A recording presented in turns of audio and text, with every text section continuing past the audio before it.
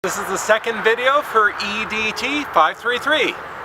And before I get going too much, I think I'm going to talk a bit about where I am right now, where I've been, and where I'm going. As you've probably guessed, my first language is English, and I'm sad to say I don't know any others. It's not for lack of attempts. I took French in elementary school and middle school. I took Spanish in high school.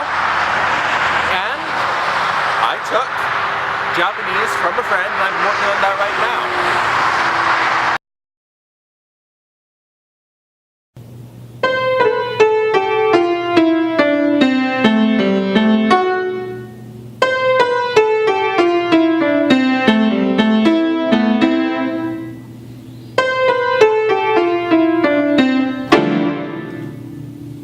We all have something we want to communicate, but if we aren't familiar with the language or methods we're trying to communicate it in, getting frustrated is really easy.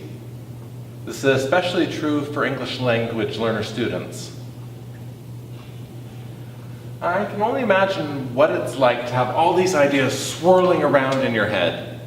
Really good ones, but not being able to share them as easily as the people around you. Added to that, the way that we tend to have students express learning. We're moving away from it, but a lot of it is writing, reading and answering questions,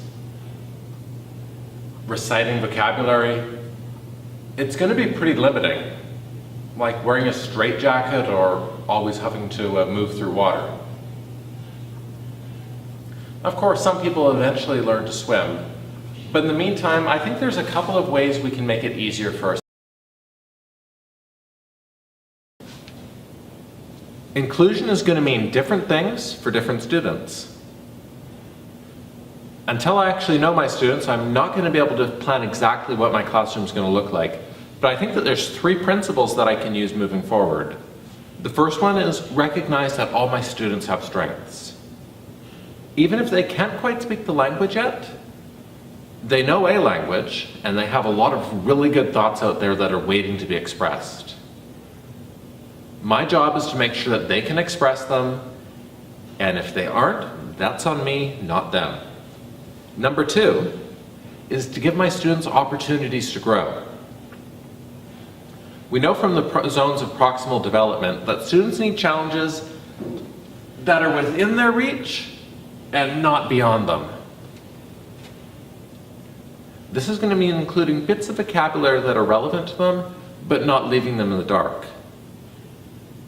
And finally, I need to recognize that a big part of inclusion is building an inclusive community.